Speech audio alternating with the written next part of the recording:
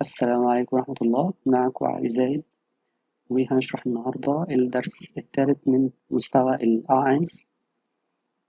أول جملة هنا معانا بتقول هاري hängt das Bild an die Wand. هاري hängt das Bild an die Wand يعني هاري بيعلق الصورة على الحائط. das Bild اللي هي الصورة بمعنى فوتو. هاري hängt بيعلق das Bild الصورة an die Wand يعني على الحائط. Er lehrt sie Physik. Er lehrt sie Physik يعني هو يعلمها الفيزياء. Er lehrt sie Physik. الverb lehren يعني يعلم. lernen يعني يتعلم. Ich lerne Deutsch. أنا بتعلم ألماني. هنا er lehrt sie هو بيعلمها الفيزياء. Physik er lehrt sie Physik. Klaus erzählt von seiner Ehe. Klaus erzählt von seiner Ehe يعني كلاوس بيحكي عن زوجته. Ehe Frau. Ehe هنا بمعنى Frau. Klaus erzählt von seiner Ehe. كلاوس بيحكي عن زوجته.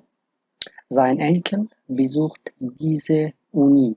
Sein Enkel besucht diese Uni يعني يذهب حفيده إلى هذه الجامعة. حفيده بيزور الجامعة دي. حفيده بيروح الجامعة دي. Enkel بمعنى حفيد. Sein Enkel يعني حفيده. besucht diese Uni الجامعة. هذه الجامعة. Ich habe leider keine Geschwister. Ich habe leider keine Geschwister يعني للأسف ليس عندي إخوة. Geschwister هنا بمعنى إخوة. الإخوات الجمع اللي هم الذكور والإناث الجمع.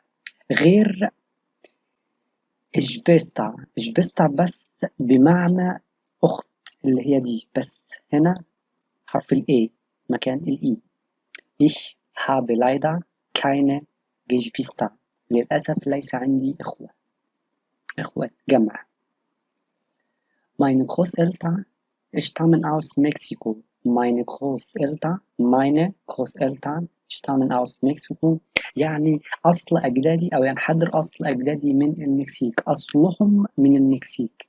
Meine Großeltern stammen aus Mexiko ينحدر أصل أجدادي من المكسيك. Wir haben unsere Großmutter besucht. Wir haben unsere Großmutter besucht يعني لقد زرنا جدتنا. Wir haben besucht يعني زرنا. إحنا زرنا. unsere Großmutter اللي هي الجدة. برضو بتساوي أما bedeutet Großmutter. أما بتساوي بمعنى برضو الجدة. Großmutter und أما الاثنين بمعنى الجدة. Wir haben unsere Großmutter besucht. Wir haben unsere Oma besucht. إحنا زرنا جدتنا. Wir haben unseren Großvater besucht. unseren Großvater بمعنى الجد. إحنا زرنا جدنا اللي هو الذكر. غير Großmutter الجدة. Großvater الجد. وبرضه بمعنى أوبا. يبقى أما Großmutter أوبا بتساوي Großvater. Adel sah seine Schwester an. Adel sah seine Schwester an يعني رأى عادل أخته. هو شاف أخته. seine Schwester يعني أخته. هنا Schwester بمعنى أخت. غير Geschwister بمعنى إخوات. Adel sah seine Schwester an. Ich bin nicht sein Sohn. Ich bin nicht sein Sohn يعني أنا لست ابنه. أنا مش ابنه. Ich bin nicht sein Sohn. Ich bin nicht sein Sohn يعني أنا مش ابنه. Ich rufe deine Tochter an. Ich rufe deine Tochter an يعني أنا أتصل بابنتك. Ich rufe deine Tochter اللي هي Daughter auf Englisch. Ich rufe deine Tochter an. ich rufe deine Tochter an يعني أنا بتصل بابنتك، أنا أتصل بابنتك.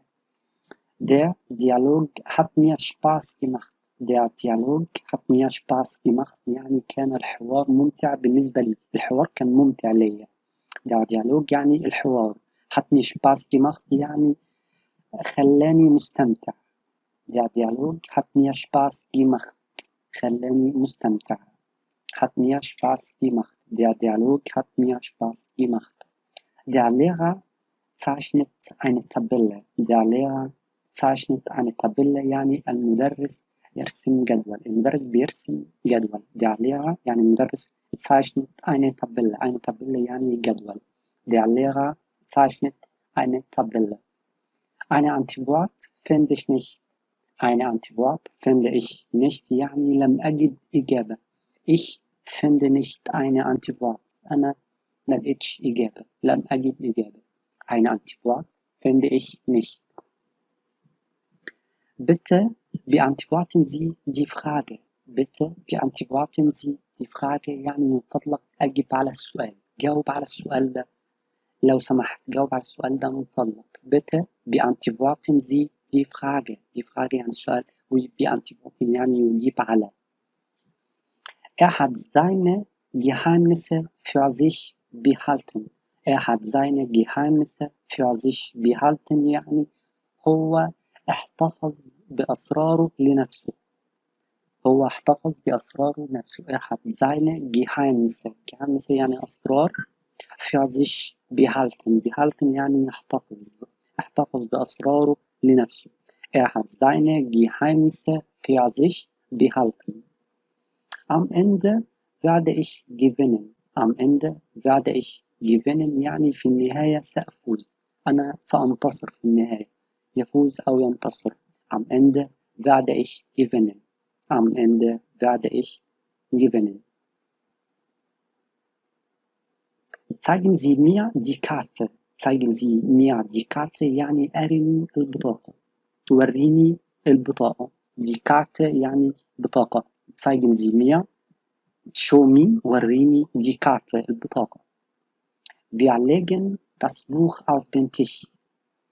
Wir legen das Buch auf den Tisch يعني نضع الكتاب على المنضدة. احنا بنحط das Buch الكتاب auf den Tisch على المنضدة.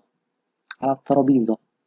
نضع الكتاب على المنضدة. Wir legen das Buch auf den Tisch. Bill versucht die Karte zu mischen. Bill versucht die Karte zu mischen يعني Bill يحاول أن يخلط البطاقات. die Karte بطاقات. mischen بمعنى يخلط. mischen يعني يخلط. بيعمل خليط من البطاقات بيخلطها على بعضها. Bill versucht بيحاول die Karte zu mischen بيحاول أن يخلط البطاقات. Du bist an der Reihe. Du bist an der Reihe يعني أنت تكون في الصف. أنت بتكون في الصف. Du bist an der Reihe. Du bist an der Reihe. An der Reihe يعني في الصف. versteckt etwas unter dem Arm.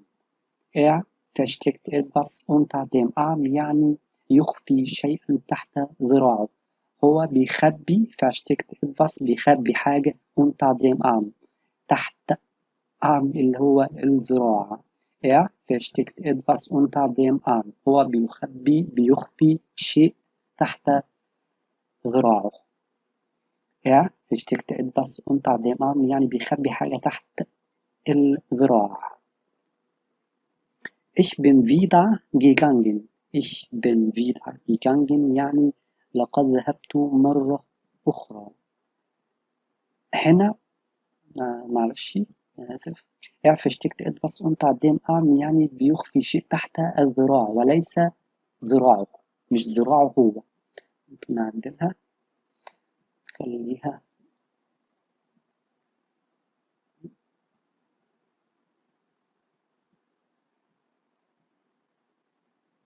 كده عشان تبقى صح. versteckt etwas unter dem Arm. Ich bin wieder gegangen يعني لقد ذهبت مرة أخرى. Ich bin wieder gegangen يعني لقد ذهبت مرة أخرى. wieder يعني مرة تانية. again. Ich bin wieder gegangen. Ich bin gegangen يعني ذهبت. Ich bin wieder gegangen. لقد ذهبت wieder مرة أخرى. Du kannst deine Waffe ziehen. Du kannst deine Waffe ziehen يعني أنت تقدر تسحب سلاحك. Deine Waffe ziehen. ziehen يعني يسحب. Waffe سلاح. Du kannst deine Waffe ziehen. أنت تقدر تسحب سلاحك. Ich nenne eine klare Angabe. Ich nenne eine klare Angabe يعني أذكر بيان واضح. أنا بذكر بيان واضح. clear واضح. klare Angabe بيان. Ich nenne يذكر. nennen verb بمعنى يذكر. Ich nenne eine klare Angabe. أنا هنا بأذكر بيان واضح. Wo wohnen Sie genau? Wo wohnen Sie genau يعني أين تسكن؟ أين تسكن بالضبط؟ أنت ساكن فين بالضبط؟ في أي مكان بالضبط؟ Wo wohnen Sie genau?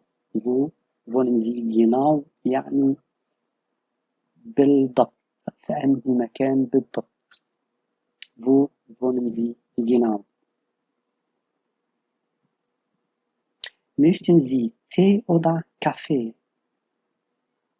möchten Sie Tee oder Kaffee يعني أتود أن تشرب شاي أم قهوة أو قهوة. أنت عايز شاي ولا قهوة؟ أوضة يعني أو or of English. möchten Sie Tee oder Kaffee? möchten Sie Tee oder Kaffee? عايز شاي أو قهوة.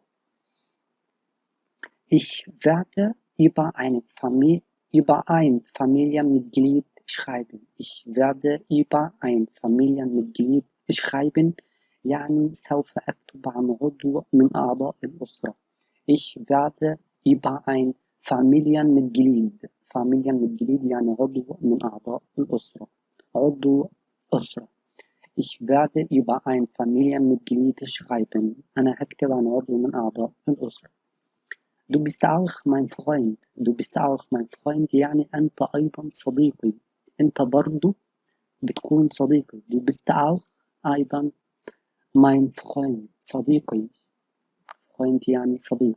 Du bist auch mein Freund. أنت برضو صديقي. Sein Kollege spricht gut Deutsch. Sein Kollege spricht gut Deutsch يعني زميله يتحدث الألمانية جيدا. Sein Kollege spricht gut Deutsch.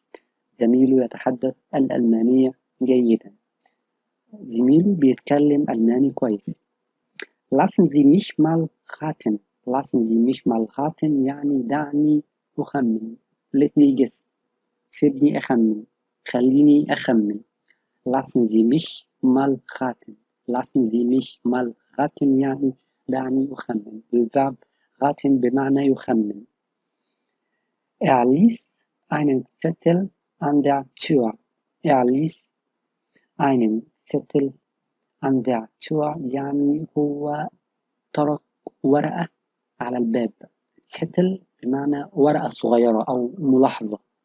سايب ورقة فيها ملاحظة an der Tür على الباب. an der Tür. ließ einen Zettel an der Tür. Adel schreibt eine Notiz in seinem Buch. Adel schreibt eine Notiz in seinem Buch يعني عادل بيكتب ملاحظة في كتابه. eine Notiz. Notiz هنا بمعنى ملاحظة. بيكتب ملاحظة في الكتاب بتاعه. Adel schreibt eine Notiz in seinem Buch. في الكتاب بتاعه.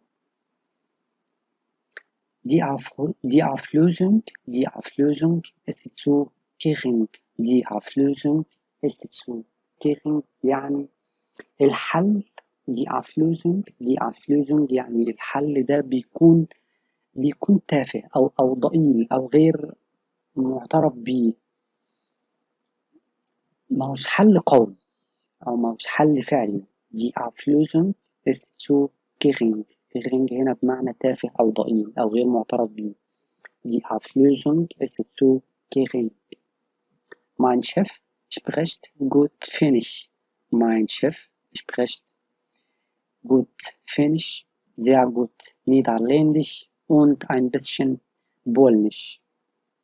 Mein Chef spricht gut Finnisch, sehr gut Niederländisch und ein bisschen Polnisch. يعني رئيسي mein Chef رئيسي spricht بيتحدث good Finnish فنلندي جيدا فينيش اللي هي اللغة الفنلندية good Finnish فنلندي sehr gut نيدرلندش هولندي نيدرلندش يعني الهولندية بيتحدث الهولندية جيد جدا und ein bisschen Polnisch ein bisschen يعني قليل شوية ein bisschen Polnisch يعني قليل من البولندية.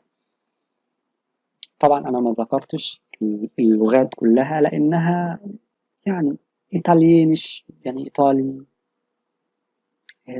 إسبانيش إسباني برضو يعني أسباني كلها جاية من الكلمة يعني باينة مش محتاجة إن أنا أذكرهم تاني أو أحطهم في جمل ونعد جمل كتير على الفاضي وخلاص فاكتفيت بدول. وكذلك برضو الجنسيات في آخر الدرس برضو ما جبتهاش كلها لأنها يعني برضو معروفة باينة من اسمها أي حد هيقراها هيعرف إن الجنسية دي كذا. فنفس القصة برضو ما ذكرناهاش كلها. Ihr Kleid war farbig. Ihr Kleid war farbig يعني فستانها كان ملون. farbig يعني ملون في ألوان كتير. Entschuldigung. Ihr Kleid war farbig. Ihr Kleid war farbig يعني فستانها كان ملون في ألوان كتير. Du bist in seinem Gebiet. Du bist in seinem Gebiet يعني أنت بتكون في منطقته. Gebiet يعني منطقة. Du bist in seinem Gebiet. Du bist in seinem Gebiet يعني أنت في منطقته. Wir haben viel zu tun. Wir haben viel zu tun يعني نملك الكثير لنفعله. Wir haben viel zu tun. إحنا بنملك الكثير. viel zu tun لفعله. إحنا بنملك الكثير لفعله لنفعله. Wie viele Bücher hast du? Wie viele Bücher hast du? كم كتاب تمتلك؟ أنت عندك كم كتاب؟ Wie viele Bücher hast du? Ich habe zum Beispiel 3 Bücher, 5 Bücher, 10 Bücher. فهنا بيسأل عن العدد. Wie viele Bücher hast du? كم كتاب تمتلك؟ Wie viele Bücher hast du?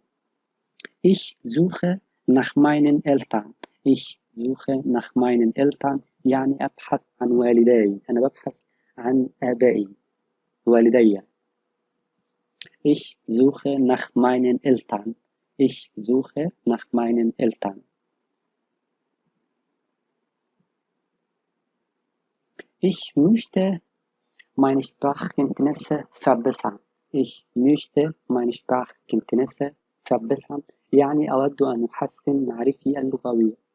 قدراتي اللغوية. Sprachkenntnisse المعارف اللغوية القدرات اللغوية.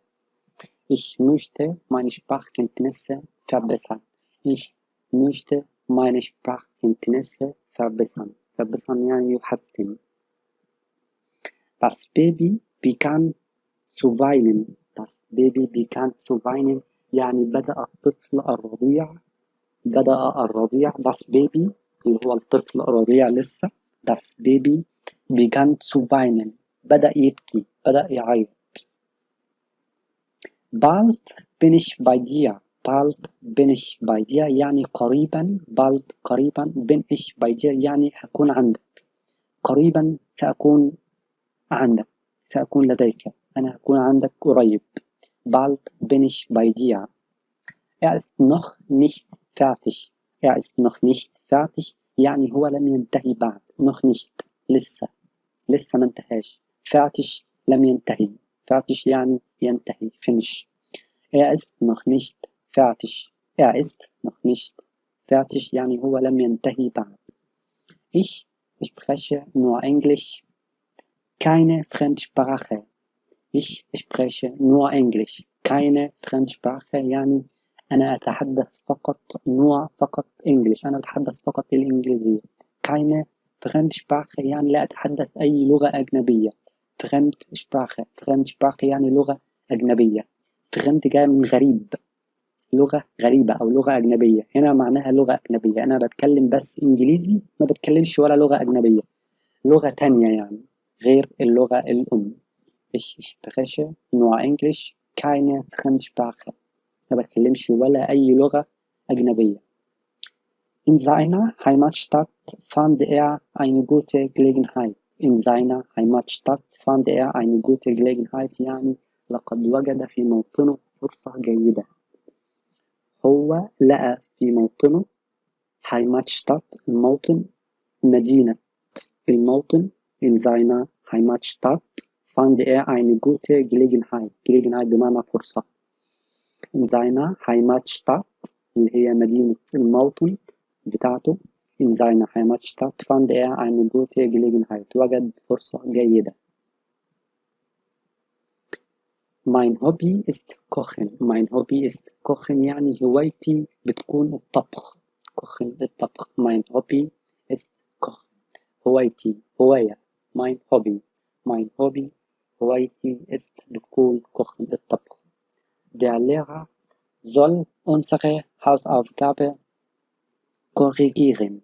Der Lehrer soll unsere Hausaufgabe korrigieren يعني ينبغي على المدرس أن يصحح واجبنا المنزلي. Der Lehrer المدرس soll unsere Hausaufgabe اللي هو الhomework الواجب المنزلي. korrigieren يعني يصحح. korrigieren يعني يصحح. Der Lehrer soll unsere Hausaufgabe korrigieren يعني يصحح واجبنا المنزلي.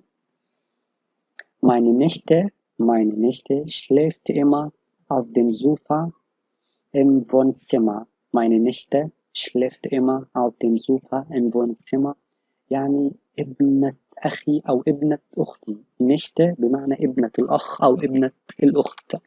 Meine Nichte schläft immer بتنام دايما auf dem Sofa على الكنبة im Wohnzimmer في غرفة الجلوس أو غرفة المعيشة. Meine Nichte schläft immer auf dem Sofa im Wohnzimmer.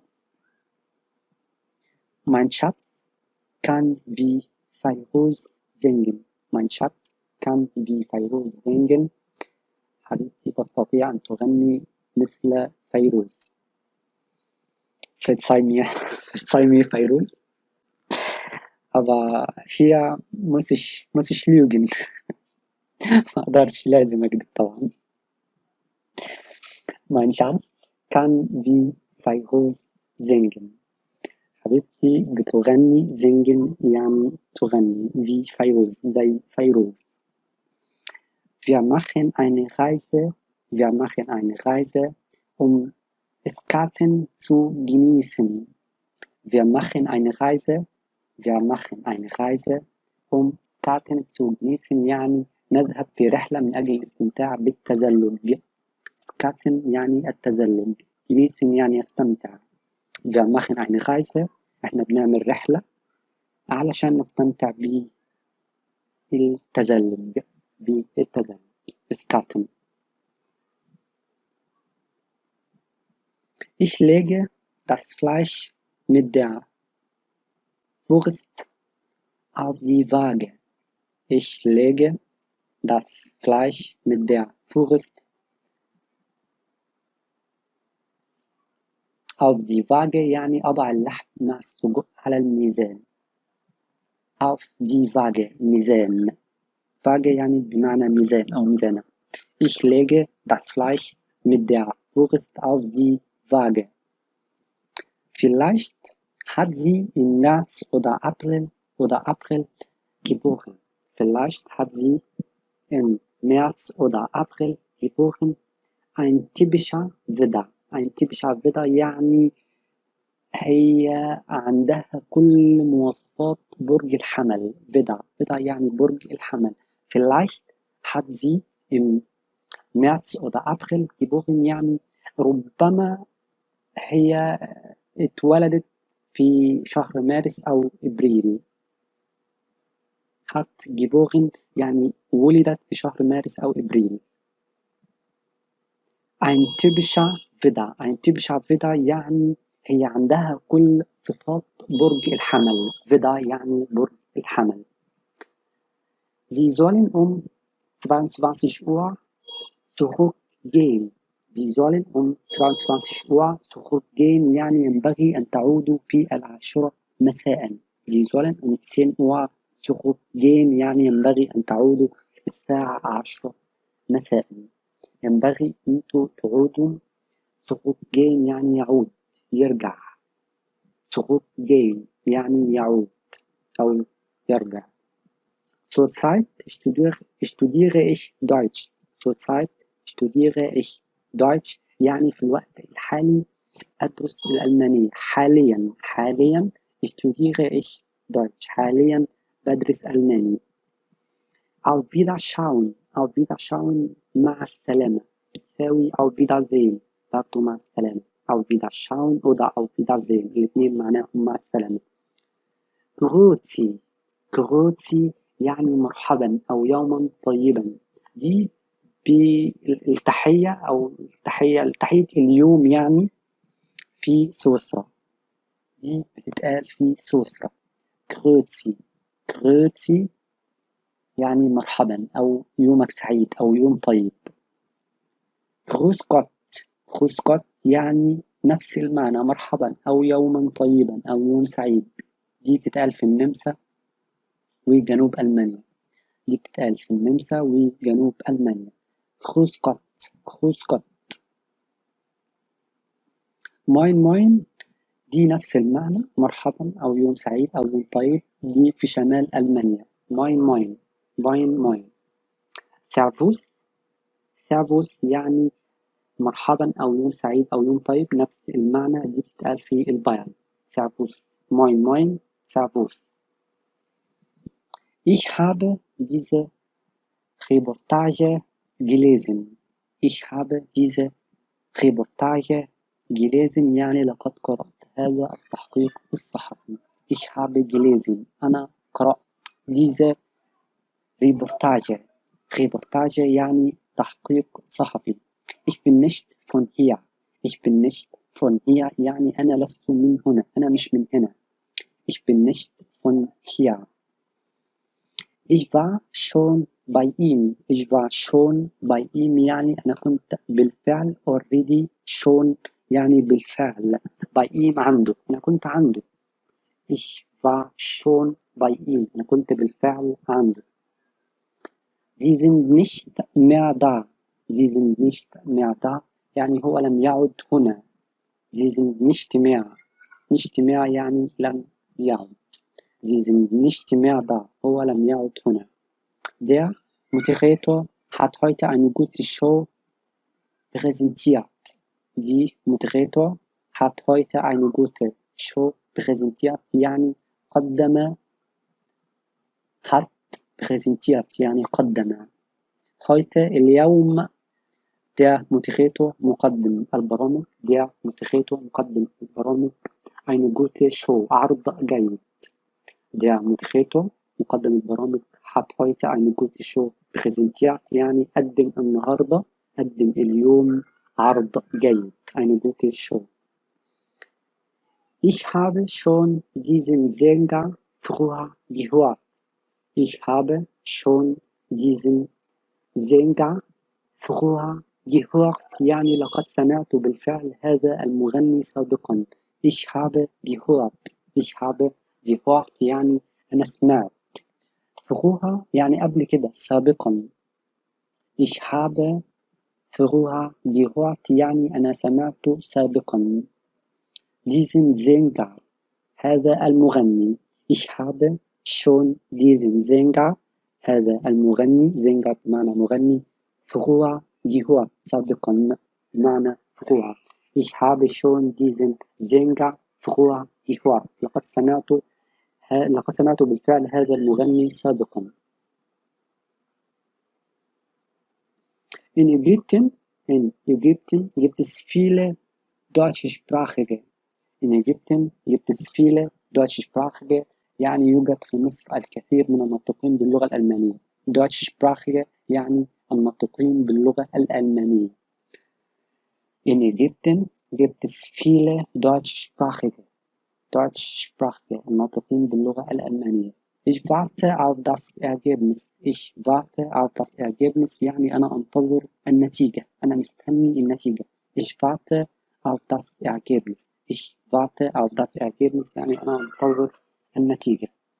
Ich werde unseren Stammbaum aufschreiben.